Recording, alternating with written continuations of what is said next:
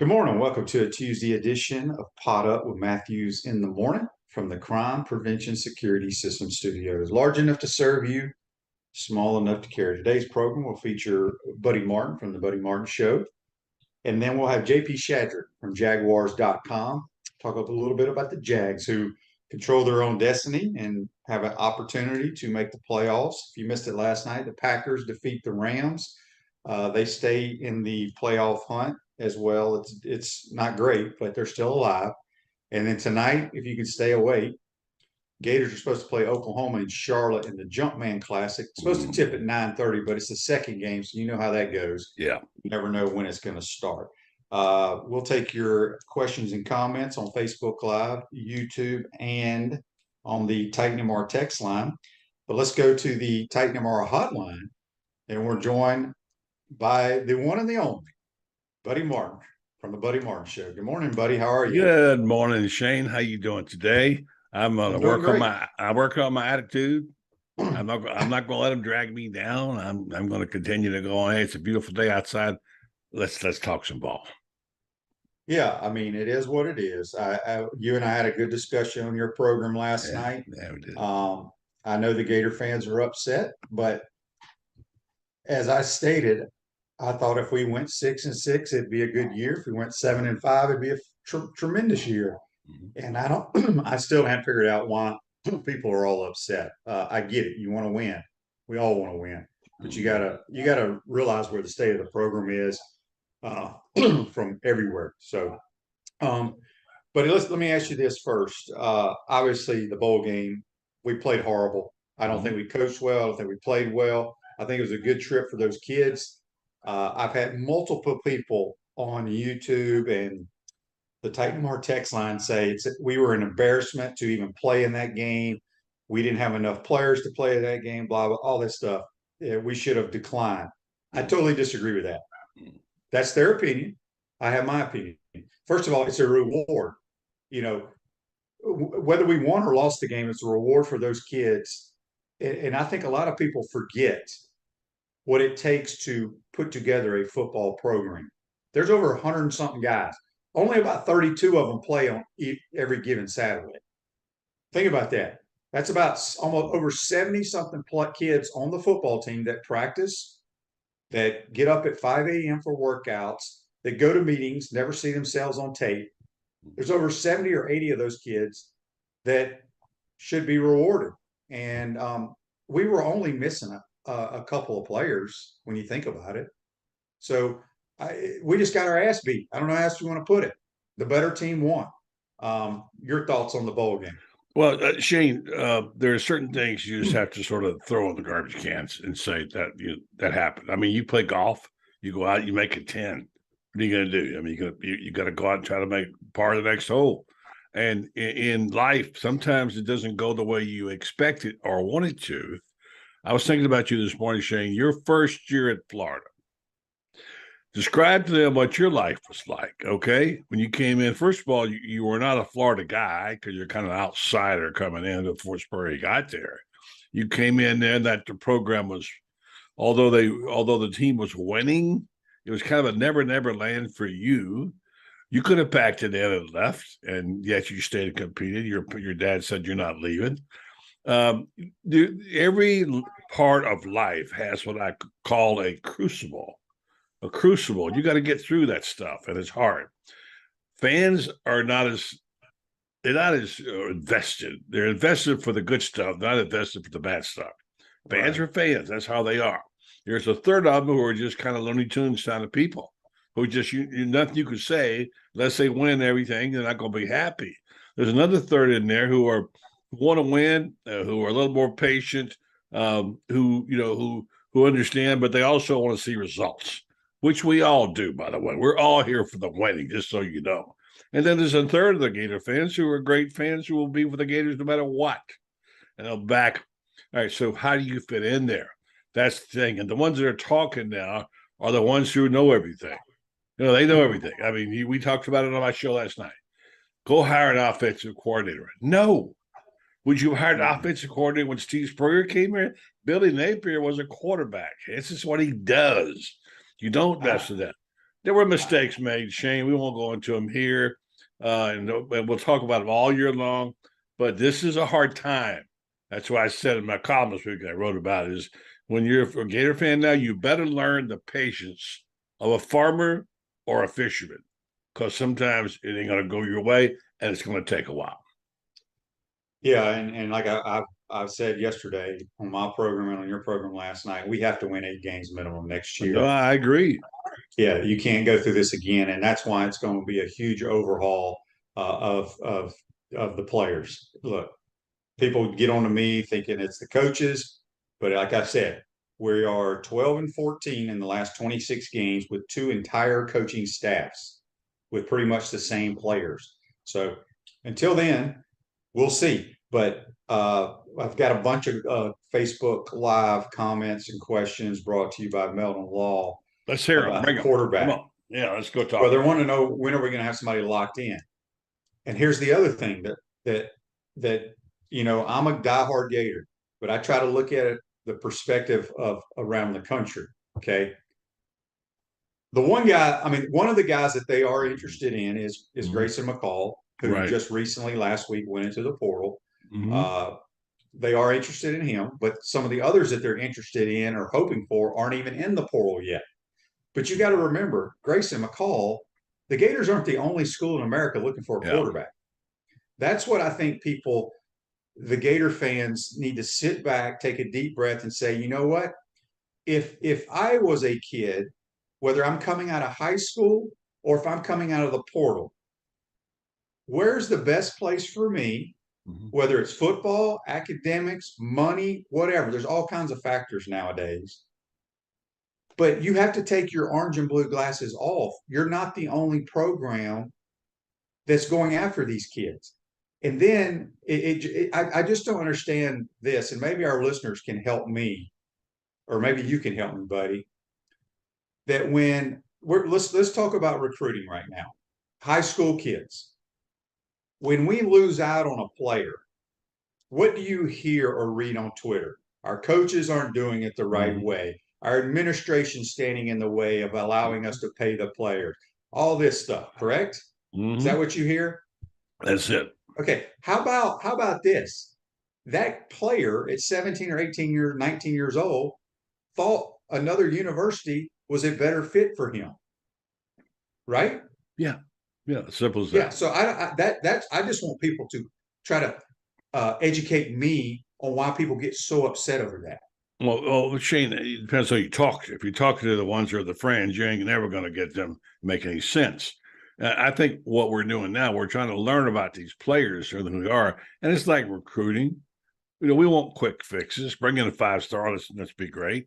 Let's talk about Grayson McCall for a second, and even about the guy that they like a lot in Leary from North Carolina State. I don't know much about him except what I've heard. I haven't seen play. I'm not a quarterback expert, but I kind of like to do my homework. He was a 3-time, first time ever, 3-time Sun Belt Player of the Year. Okay, so he's got some. He can play ball. Obviously, you like the way he throws. You like. I guess he's 28-4. He competes. He's a competitor. 28-4 as a starter, Shane. And 94 touchdowns he's accounted for running and passing. He does run he will run the kind of offense that Billy likes.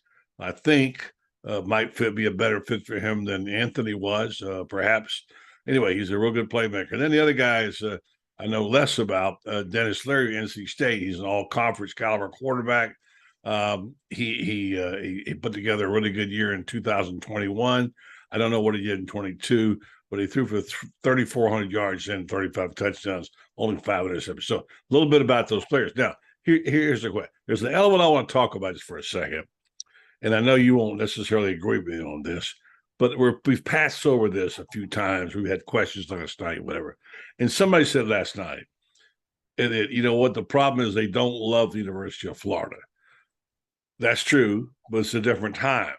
Yeah, nobody loves the university they're going to. And not just Florida. It's Auburn and Alabama and Georgia. Yeah, but I get what they're saying in a way. And here's where I'm going to hold Billy accountable for it. And always remember, there was one guy who loved the University of Florida, by the way, who's leaving. And I think he could have played. I don't know why he didn't, other than he played behind Pearsall. But to me, that could have been remedied by moving him. and that's Trent Whittemore, who's going to be probably wind up going to start with his brother. There was no reason why they, and I'm not going to get into all the things that Billy did wrong, but this one sticks in my craw. This guy grew up in games, will love the Gators, had athletic ability. I don't know why he didn't fit their program and what they want to do at wide receiver, but he should have gotten on the field more. And then when they got to the end of the season, they might have had a little more help. That's one thing. There are many others, but we can sit here and nitpick Billy's year. We could go through the whole thing. There are many things he can prove. Like you said, we expect better next year, and I think he's going to probably do it. The big question is, based on what you know, you are one of the most knowledgeable football guys I know. You saw every play of the Gator football team play. You played the position at a high level. You were two-time MVP of the SEC. I trust what you tell me, and I agree. I think Billy Napier is going to be a really good coach, and I think it's going to, if he's given time. But I'm not sure he's going to get the time, Shane, because if he goes 7-5 next year, the Wolves are at the door. So that's the big challenge for this program. Will they? And then if I say, well, we don't want him, let's go get somebody else. And then here we go. There's a reason Florida's had so many coaches since Urban left, right? They just haven't found the right guy. They thought they did. And I think Billy could be the guy. But you know what the definition of faith is it trusting in things you can't see. And right now, it's going to take some trust. Yeah, a couple of Facebook lives. Mark says, Shane, what's the story behind Keywan Ratliff going to FSU last offseason? That was a big loss. I mean, it was, but we're recruiting better now. Look, it's all about relationships. That's what coaching is about. Who you coach with and things of that nature. And Keywan does well at what he does, but we're going to be fine recruiting. I don't have any issues with that at all. Let's get to some of these Titan MR text on the Titan MR text line. This is from Daryl. Good morning, guys. I'm a patient Gator fan. Some people are saying we should pay these players big money like Miami. I don't agree. Don't get into a big time bidding. First of all, I'm glad Daryl brought that up. Don't believe everything you're reading about what these kids are making. Mm-hmm. I mean, I could start a rumor today that we're going to pay quarterback X $4 million. That doesn't mean we got to pay him $4 million. Somebody just put that on Twitter and everybody's going to believe it. Mm-hmm. That's the way of the world today. Those kids in Miami are not getting anywhere near what they're saying they're getting. I can promise you that. John says, did you see the UTS 8? Did you see the Texas San Antonio coach, what he said last night? I did not. He's the Roadrunners, which he's done a tremendous job since he's taken over that program. But he says that the Power 5 schools are starting to poach his group of 5 players on his team. Mm-hmm. But that's what it is. That's the way it is. That's right. Yeah. Todd says, I'm guessing we don't have the space for all these QBs, McCall and Lagway. Can we land both? Lagway has 2 more years of one more year of high school. Mm-hmm. He's not coming to next year. Mm-hmm. We will get one guy out of the portal for sure. I don't know who that is. Well, when I say we are going to get one, we're hoping to get one. We want one. Doesn't mean we're going to get them, but we're hoping to get one. Let's see who else here. Matt from Mariana says, people either ignore or don't realize that the most productive players on the roster are players that Napier brought in. I agree 110% with that statement. Mm-hmm. Gator fans need to get some perspective, and most of all, they need to get some patience. Yeah.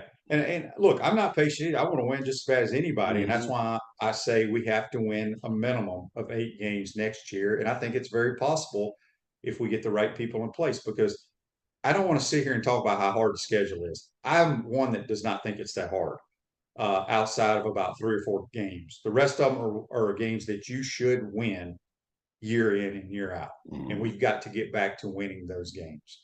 No doubt. So, buddy, where in your mind does the Gator program go from here? I mean, Andy's talking about here, and we talked about in your program last night, how Feinbaum trashed the program. Mm-hmm. Look, I don't give 2 shits what Paul Feinbaum ever says. That's just me personally. I have nothing against him, but it would be no different than, buddy, you sitting there and you bashing another program. I don't think you bash other programs. You give your opinion on them, but he has no right to say that.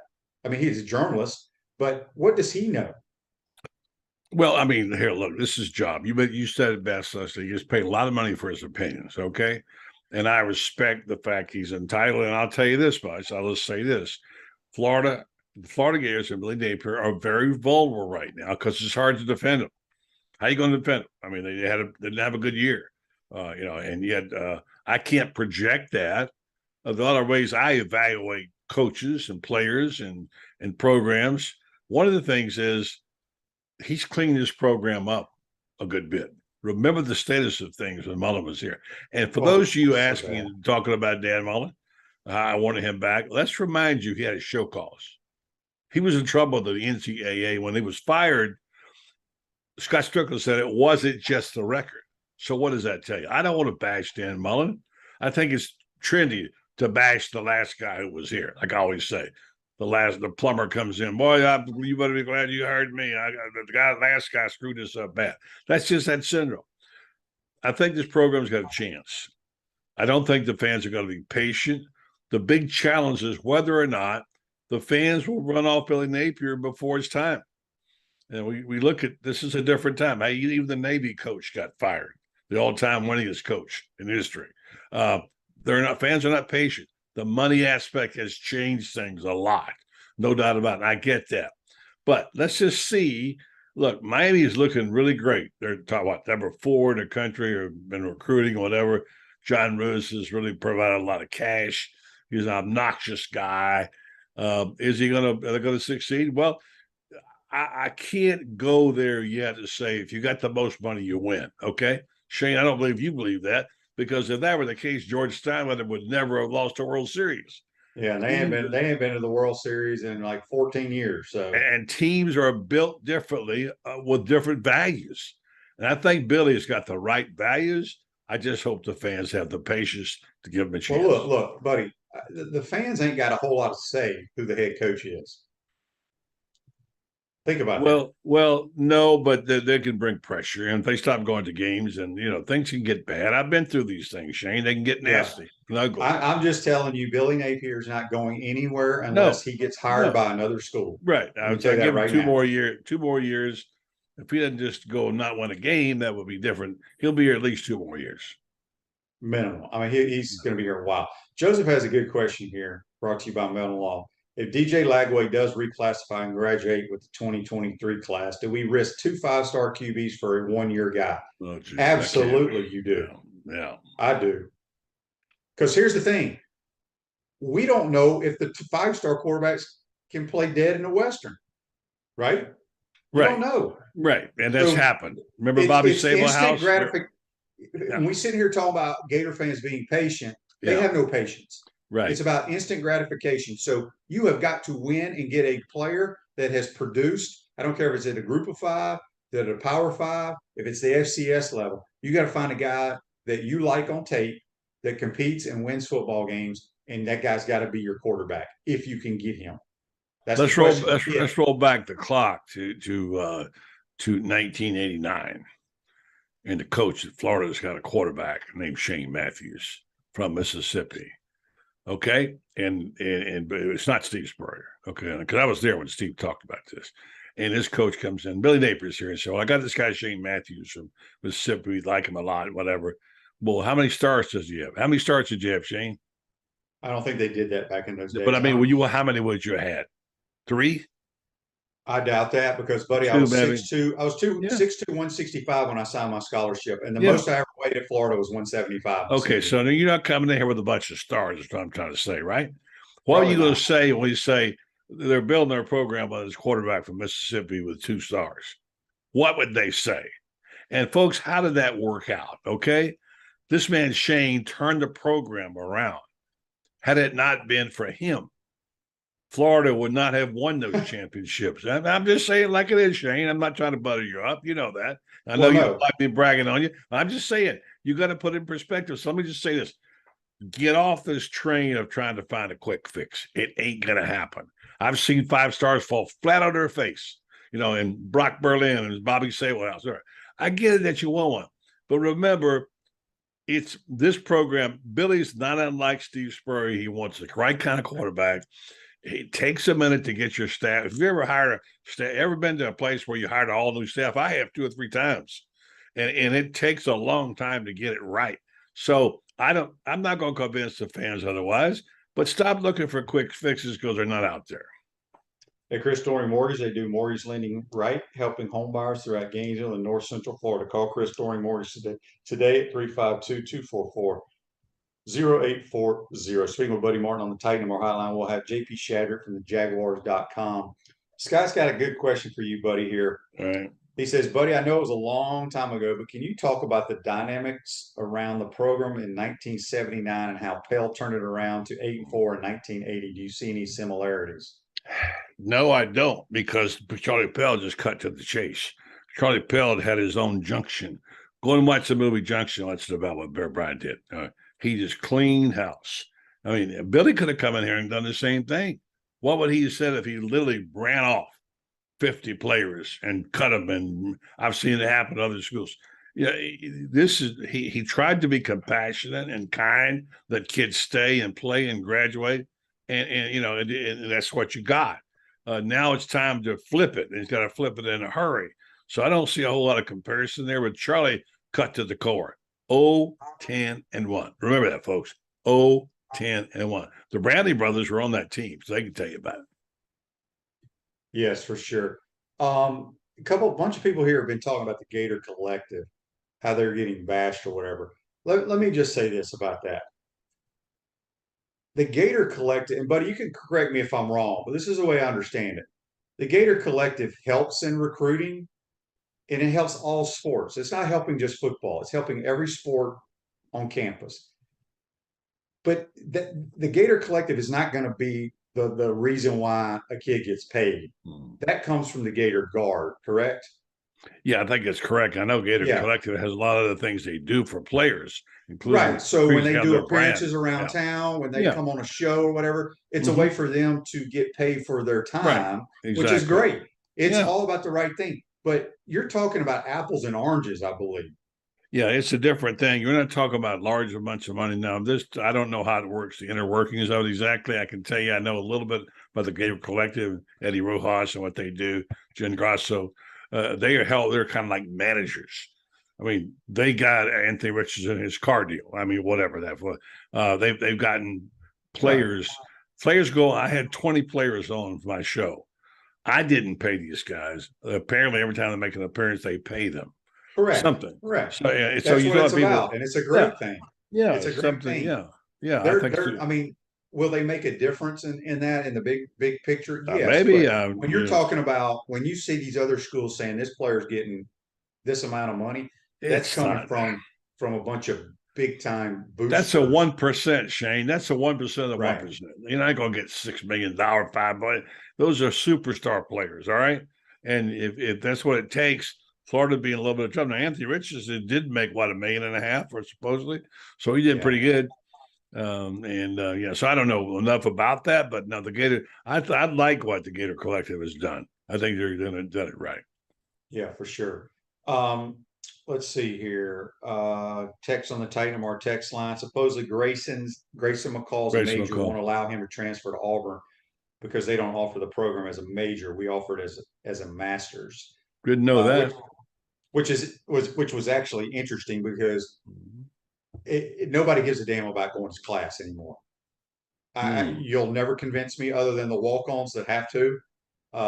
It's a business. Never hear anybody talking about. I know we're a top 5 public institution academically. Nobody gives a damn when it comes to athletics. Trust me. That's not going to work. Dan Mullins was top 5 institution, top 5 team.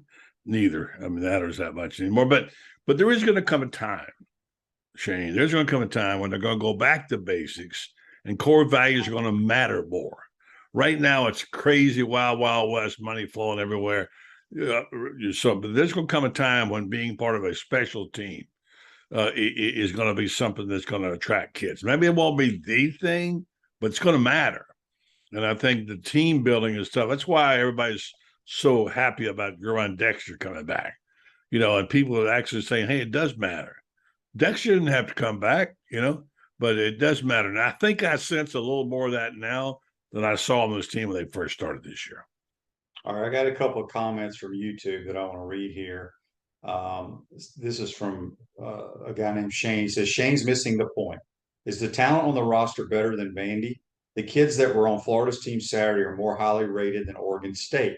I think so. It's coaching. We should have gone after Brian Kelly because he was interested. Oh, please. Yeah. I don't want to hear that. Brian Kelly was an established coach. All right. You take a little well, bit Brian of Kelly, they also, how many games they've won 8 games this year, right? yeah, Didn't they right. go 8-4? But they had better 8-5? players. Yeah, and they had better players. They went to the portal. They got what, 15, 18 players. I mean, look, give them credit. I understand. I mean, look, I'll ask you, Shane, would you rather have Brian Kelly right now? Would you rather have Billy Napier? I love Billy Napier. I Okay. mean, people can Okay. argue with me all they want, but Yeah. but I think fans need to, and this is I blame this on all those recruiting services. I, how I want to phrase this? Go, man. Go. I want to hear this. No. What I'm saying is, did we have our higher rated players in Oregon State? Probably yes, overall. But I'll be damned, their players look pretty good to me. Well, the team looked good. The team Yeah. looked good, and that coach stuck to what he believed in. And look, there's always going to be the outlier. And hey, congratulations to Oregon State. Yeah, This football team in Florida. Yeah, I mean, and it shouldn't have been 33, but that's how it is. And you take your medicine and you move on. And, all right, Ray says on YouTube, we shouldn't have played a bowl game. We knew we would not have personnel to play it. That is not true, Ray. This now is what we get. Struggling to kick a field goal at the end of the game, not playing to me shows class. Shows we believe about a Gator standard in Gainesville. Not this third year in a row. I'm just saying. First of all, the Gator standard nonsense came from Dan Mullen, didn't it? Did. That wasn't his phrase. That was his, yes. Okay. All right. Yeah. I don't think he has a right to use that phrase. I think so if Steve Spurrier or Dan or Urban Meyer want to use it, fine. Dan Mullen had no right to use. He ain't the Gator standard. Now look, Mullen did some good things. I'm not going to just say he was terrible because he did come in and score points and give us some hope and whatever. But yeah, I don't know, Shane. We're going to have this discussion for the next 9 months. Is this what it's going to be, buddy? We got to do a lot of shows. Well, yeah, for sure. You're going away though to coach. You don't have to put up with it. You leave it to me. That's right. I'll be thinking about other stuff and not being worrying about what's going on. You know what? You laugh about that, but that is something that needs to be done. I mean, right now I'm getting into pro. I want to say about Trevor Lawrence. I'm getting more into NFL these next few seasons, the weeks. It's the time now in NFL. Get into some of the things. Get off the Gator train right now. Do your thing and think about it. Have a life. And your life includes watching other things besides Gator football, basketball tonight. We got bowl game, playoff system. We hadn't even talked about that, and so there's many things in life besides that. And just be hopeful and live on hope that maybe things will change. And, nobody can guarantee you, get used to it. The national championship is not going to walk in your door right now. All right. That's the reality. So deal with it. That's all. All right, real quick before we jump to basketball, Scott says, did either of you see Princely playing patty cake with the offensive tackle? His effort, he needs to be working out for the next 9 months. Look, here's what I will tell you about the offensive line. Took a playoff. I thought, and I talked to one of my buddies who watched the game on TV, who played professionally on O-line, and I agree with him. That is the best offensive line we saw all year long. Easily the best offensive line was the Oregon State Beavers that we saw this year. Yes, they were outstanding. So, all right. I wanted to get your thoughts. Tonight, basketball played Oklahoma, an established program. They're not great. They're kind of like us in year 2 of a new coach, Porter Moser, who came over from Loyola Chicago, who took the team to the Final Four. What do you expect tonight in Charlotte, buddy? Yeah, I'm gonna just before I jump in. Lloyd Summerall is going to USF. He's I don't know if you knew about that. For those who didn't, I talked to his dad earlier in the year about his situation, and he wasn't sure what to do about it. And he played a little bit, and now he's moving on. That's fine. Good luck to you, Lloyd. All the kids that have transferred so far, yeah. And I'm not surprised he transferred because I think he wants to play like every down. Sure. The one that I thought was a really good football player is Avery Hamel. I thought he was a really good corner. Yeah. He's going to TCU. The other ones, I wish them well. I think they'll do well where they're going. But that's the one that he's a really good corner. Yeah, by the way, Tom Lugabell said on Feinbaum yesterday, not everything you read about a program, he says here, is necessarily driven by the player's choice. Sometimes it's program driven. In other words, they ask players to leave. Exactly. And he said his words were, "I really like this class coming up, Florida's got." So I mean, there is some light at the end of the tunnel there. All right, to answer your question, I always reference my guy Franz, who was on the show last night about what's going on here. Tonight's game is fairly important. Apparently, the Jumpman invitation you mentioned in Charlotte, Oklahoma's 8-3. I like this kid Roddick Kugel. I watched him play, and he's just got smooth moves. It reminds me of, I don't want to curse him, but Vince looks like a little like Vince Carter, athletically, really good looking player. Franz is very high on his team. He thinks if they win tonight, they got a chance to be to jump up on the rankings. According to Todd Golden, I've got to get on my basketball knowledge. I'm going to be watching after the show is over. But apparently, Sooners are number 58 and the Gators number 51 in the net rankings. So good luck to the Gators tonight. I guess the Lady Gators also play. So Oklahoma 8-3, Jumpman Classic Invitation. Should just start. It says 9:30, but I think it'll probably be later. Yep. All right, buddy. Good stuff as always, my man. Who you got on your program tonight? Well, we're working on trying to get Frank Frangie talk about that Trevor Lawrence play and the interception. We've got Lauren Meadows has his trivia question, giving away good stuff from Spurrier's. Gridiron Grill goes by there. And we'll have that tonight. And we'll see who else shows up. All right, good stuff. That's Buddy Martin. Join us on the Titan MRI hotline. We're going to take a quick timeout. We'll come back. We'll be joined by JP Shadrick from Jaguars.com, talking a little Jaguar football. We'll also talk some college football with him as well. He is one of the voices for Westwood One National Radio. You're watching and listening to Pot Up with Matthews in the Morning.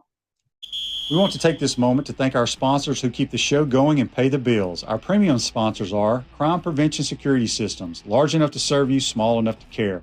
Titan MRI, Gainesville's only locally owned and operated MRI facility. Meldon Law, the only official injury and accident law attorneys of the Florida Gators. Peaceland Dental, Gator Nation's first choice for dentistry in Port Charlotte. Comfort Temp, comfort is our business, peace of mind is our promise. Campus USA Credit Union. QC Kinetics, live pain-free with QC Kinetics. Dave & Buster's, eat, drink, play, and watch. Our gridiron sponsors are Auto ER, UF Bookstores, Celebration Point Town Center, Chris Doring Mortgage, Silverback Concrete Co., Ruse Ogre State Farm Insurance, Doreen Wibby, Realtor Caldwell Banker, MM Parish.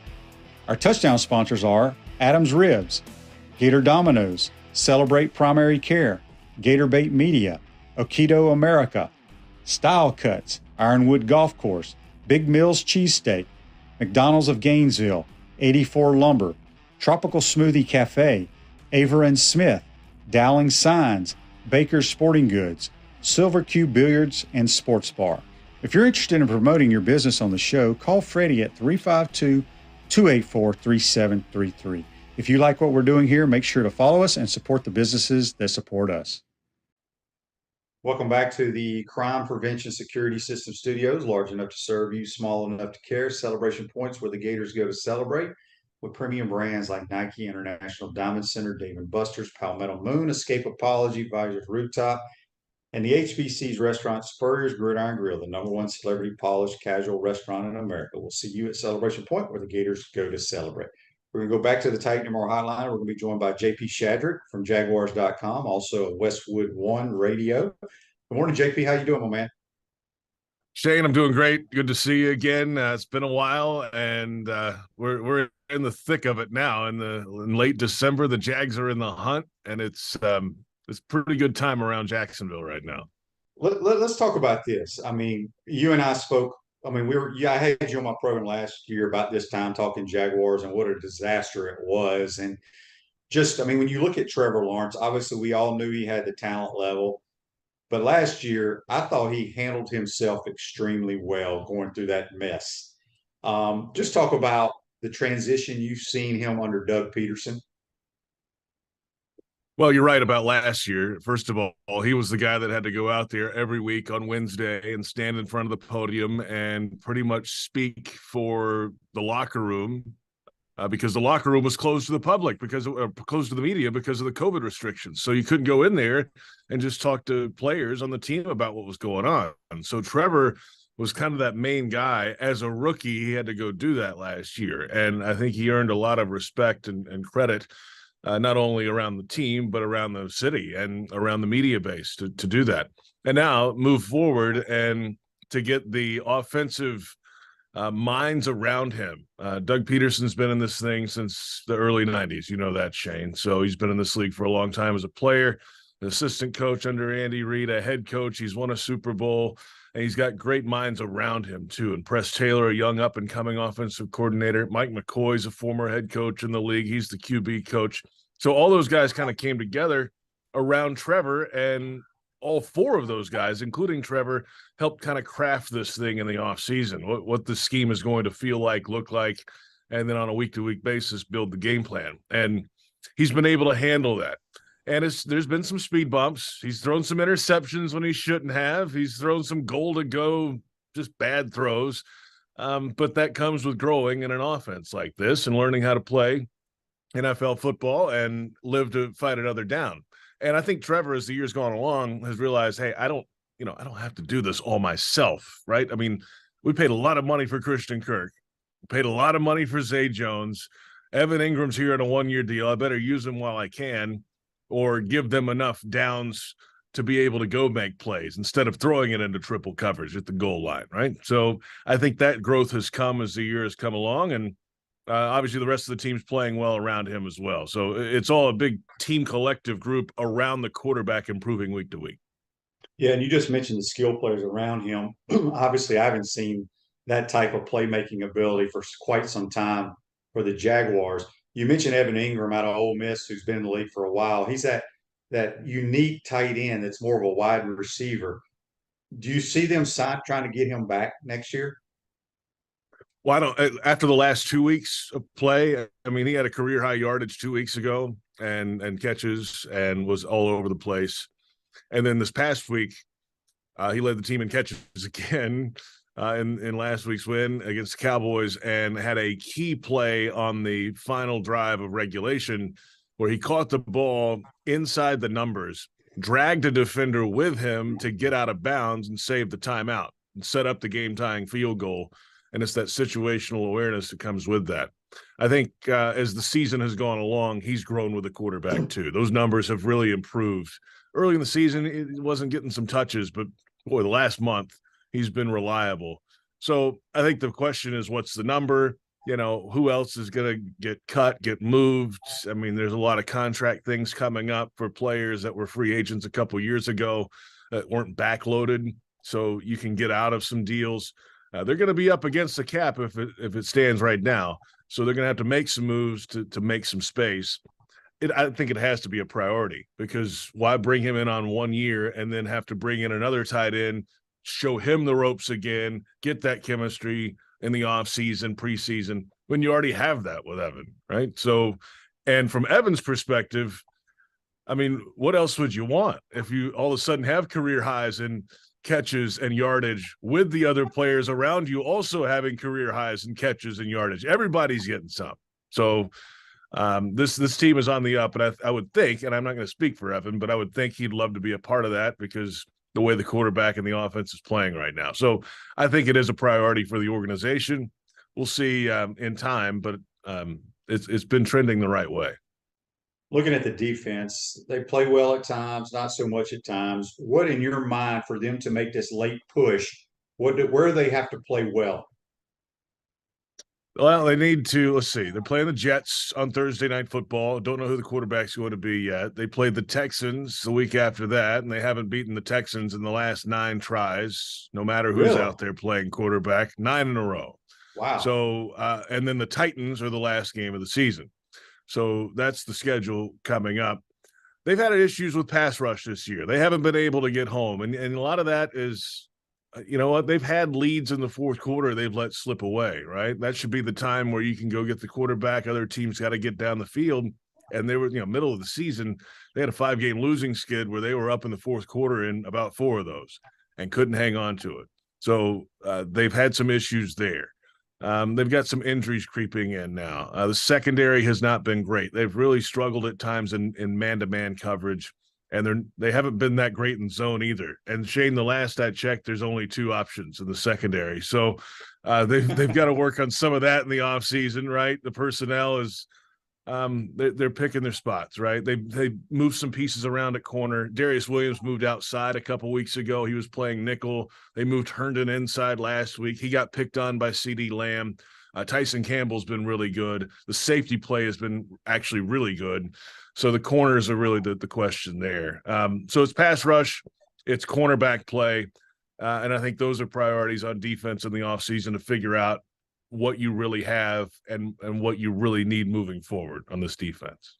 Yeah, you just said safety play. Cisco out of Syracuse, I believe, is one of the starting safeties, but he couldn't even sniff. He never even got playing time under Urban, right?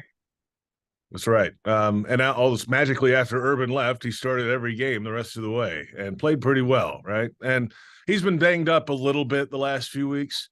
And he's a good young player, and I think he had some shoulder issues. So, we'll see. He's more of a ball hawk than he is a hard hitting guy. Now, the other safety, Rayshon Jenkins, is a hard hitting, doesn't care. He'll stick his head in there and make plays. And of course, last week had 18 tackles in the game and 2 interceptions, including the game winner in overtime. And a guy who's been in the league for a little while now, about his 6th year or so, 7th year, somewhere in there. But it's the only player in league history with 18 tackles and 2 interceptions. That tells you what kind of day he had against the Cowboys.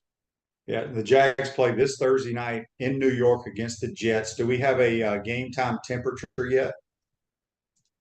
I don't know if it's going to be that bad. I can, on the fly here, look up on the crack research staff here at Jaguars.com real quick. We'll look this up and see what the weather is going to be.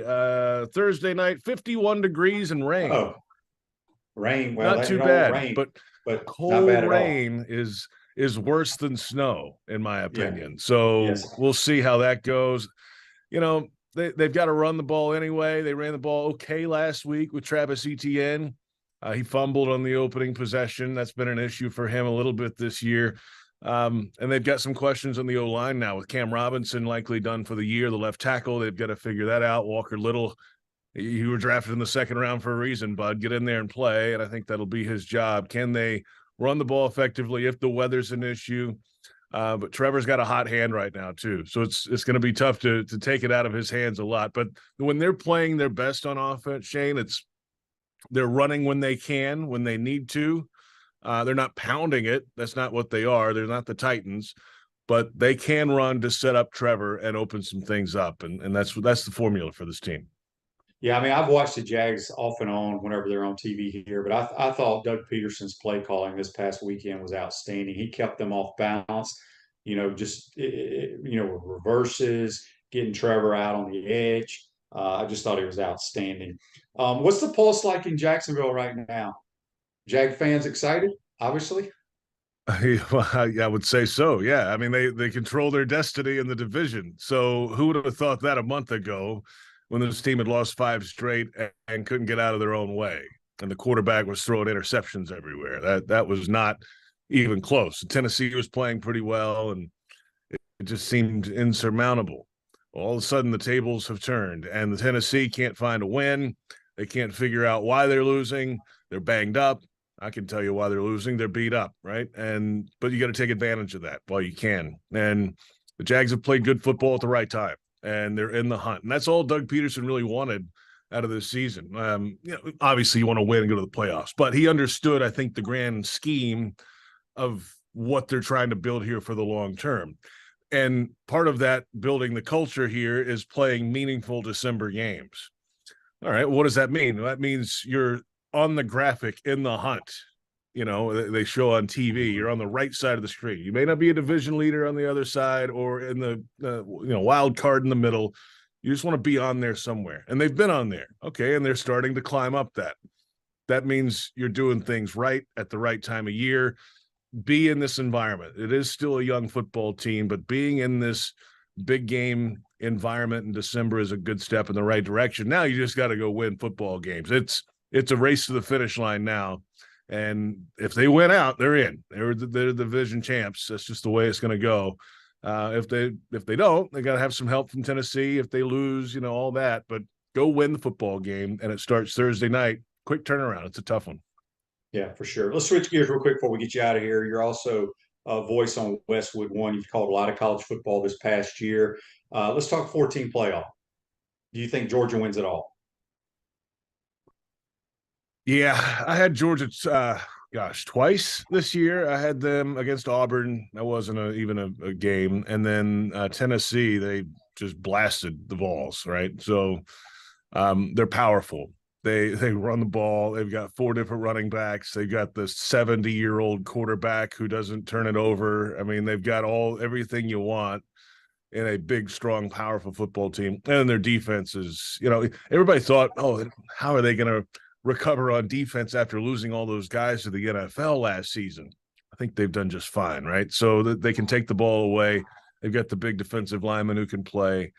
And I had Ohio State against Michigan, and they got pushed around in that game. That was a little bit of a surprise to me. I didn't think that was going to be the case, but Michigan has the offensive line to go do that. And as the game wore on, they took over and then blasted a couple big runs there to get it done, to really pull away in that game. But Ohio State didn't have much of an answer. And if they didn't have an answer for Michigan, I don't know if they're going to have an answer for Georgia, in my opinion, at least in the first game. So, Georgia's tough to beat, man. They're built, and they're built for a long time to come, too. That's the scary part for the SEC and really all of college football. You cover the NFL a lot. Obviously, I'm jumping ahead of myself here, but you got the Bryce Youngs, the CJ Strouds of the world. In your opinion, from what you've seen, which quarterback, and Anthony Richardson's in the mix now because he's declared for the draft, which quarterback do you think goes first out of the guys that are eligible this year? It's a good one. Richardson's a tricky one, right? Because, he hasn't had to stand back there right. Is he going to stand back there and be able to throw it around and pitch it around to all those guys, or is he going to rely on his second instinct and running around? I mean, that's okay. There are guys in the league that can do that, but I think the question is going to be long-term. If that fails on you for whatever reason, whether you're hit or you're injured or you can't run, or can you stand back there and pat the ball and throw it around? We'll see. Maybe he can go prove that. I mean, Bryce Young has proven that, right? I mean, the problem is that he's a little skitty. He's a little guy. And can he take the punishment if he happens to get hit? Do you have an established line around him? And if you have a record where you're drafting that high, you probably don't. So that's where but Bryce Young has done it in so many big environments, down late, rallied his team, has been to the promised land in college football and done it at the highest level. So I think that'll go a long way too. So for me, it's him. But I'll tell you what, let's wait till Caleb Williams comes out from Southern California. I think he's better than all of them. Oh, he's got a little while for that. He's as close to Mahomes as anybody. Back to Bryce, you're an Alabama guy. Bryce Young, I don't think he's 6 foot. Do you think he's 6 foot? I've never stood right beside him. I'll be honest with you. Okay. I think it depends on, who's measuring how long the cleats are, right? I don't know. I mean, he's got to be right there, 6, right around that. But he's little and he's small, and that's the only thing that concerns me about him, because he from a knowledge standpoint, he has it. He's got great anticipation. He's extremely accurate. Really can throw the football, but I'm just worried about his durability, because people don't realize the National Football League, those guys on the other side of the ball, they're trained killers.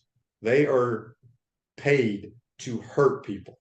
And I don't think people realize that. So, JP, ask Mike White, by the way, the Jets quarterback last week. I mean, look at the damage he took. I mean, and actually stayed in the game somehow, which tells you a lot about him. They didn't let him play last week, but it was no holds barred, man. They were after him, folding him up like a cheap suit. Yeah. Let everybody know how they can follow you on Twitter, and also check out all your shows you do for the Jaguars. Yeah, at JP Shadrick on Twitter, and then Jaguars.com, free website, the official team website. And of course, our flagship station is 1010XL in Jacksonville. And we've got Monday night shows. Thursday night, normally it's the Doug Peterson show. So we hear from the head coach and I get his thoughts on what's coming up. Of course, this week, Thursday night football. So we're on the air at 5:00 with pregame before the 8:15, I believe, kickoff on Thursday night, and then a weekend off before we get into the stretch run. So down a game, 3 to go, controlling the destiny, and there's no place else you need to be besides on our coverage to follow. And speaking of that, I want to say, I could be wrong. Most of your pregame stuff is with the old Gator Fred Taylor, right? Yeah, so we have Fred on the Countdown to Kickoff show going into the game on the network, and then we have him on the post-game show as well for the full hour, so reacting to what happened in the game. And in home games, he does the in-stadium video board show as well. So Fred's around a lot. He does a great job with us. His star is rising as he continues his other duties with the Pivot podcast and everything that goes with that. So he's out there a lot on social media now, which is a good thing. And hopefully he makes the cut maybe to get in the finalists for the Pro Football Hall of Fame this year. He's a semifinalist again, but he's great for us, man. I love working with the guy, and I've been with him now, gosh, every Sunday. I talk to him every Friday to record his pregame, and then every Sunday for, 6 years, I guess he's been doing this with us. So it's been cool to see him grow into that role. Yeah, he's a good one for sure. JP, appreciate your time. Happy holidays, my man. Hey, same to you, Shane. Thanks for having me, man. We'll talk to you soon. That's JP Shadrick. Join us on the Titan More Hotline. Take a quick timeout, come back and wrap up this Tuesday edition. We want to take this moment to thank our sponsors who keep the show going and pay the bills. Our premium sponsors are Crime Prevention Security Systems, large enough to serve you, small enough to care. Titan MRI, Gainesville's only locally owned and operated MRI facility. Meldon Law, the only official injury and accident law attorneys of the Florida Gators. Peaceland Dental, Gator Nation's first choice for dentistry in Port Charlotte. Comfort Temp, comfort is our business, peace of mind is our promise. Campus USA Credit Union. QC Kinetics, live pain-free with QC Kinetics. Dave & Buster's, eat, drink, play, and watch. Our gridiron sponsors are Auto ER, UF Bookstores, Celebration Point Town Center, Chris Doring Mortgage, Silverback Concrete Co., Ruse Ogre State Farm Insurance, Doreen Wibby, Realtor Caldwell Banker, MM Parish. Our touchdown sponsors are Adams Ribs, Gator Dominoes, Celebrate Primary Care, Gator Bait Media, Okido America, Style Cuts, Ironwood Golf Course, Big Mills Cheesesteak, McDonald's of Gainesville, 84 Lumber, Tropical Smoothie Cafe, Aver and Smith, Dowling Signs, Baker's Sporting Goods, Silver Cube Billiards and Sports Bar. If you're interested in promoting your business on the show, call Freddie at 352-284-3733. If you like what we're doing here, make sure to follow us and support the businesses that support us. Pro football legend Emmitt Smith understands your joint pain. It does not surprise me that there are a ton of people out there that's in pain. That's why Emmitt is such a proponent of QC Kinetics, offering real lasting joint pain relief with non-surgical, all-natural biologic treatments. Whether it's a joint pain, ankle pain, shoulder pain, neck pain, back pain, hip pain, any kind of pain, the body eventually will break down when it's under that much stress. That stress can cloud your judgment to the point that you'll just say yes to the scalpel or yes to another prescription of pain pills. But maybe it's time for a second opinion from QC Kinetics. The reason why I would recommend this is because the natural biologics that QC Kinetics is providing you gives your body a chance to naturally heal itself. Restorative, regenerative solutions are here. Get lasting relief and live your life. Call QC Kinetics 352-400-4550. That's 352-400-4550. QC Kinetics 352-400-4550. Welcome back to the Crime Prevention Security System Studios, large enough to serve you, small enough to care. Ruse Over State Farm Office is a team of dedicated insurance professionals ready to help life go right with the right insurance options for you and your family. Visit overinsurance.com. Give them a call at 352-240-1779. This Day in Sports brought to you by our good friends at Comfort Temp. Comfort is our business, peace of mind is our promise. Give Comfort Temp Heating and Air a call today at 352-376-2366. This Day in Sports in 1985, sportscaster Howard Cosell retires from television after 20 years with ABC. That's brought to you by our good friends at Comfort Temp. I want to thank Buddy Martin and JP Shadrick for joining us on the Titan MR hotline. Don't forget the Gators play tonight. Tip-off is supposed to be at 9:30. You can watch it on TV, or you can listen to Sean Kelly and Lee Humphrey on the Gator Radio Network. I doubt it starts at 9:30, the game being played before, but we shall see.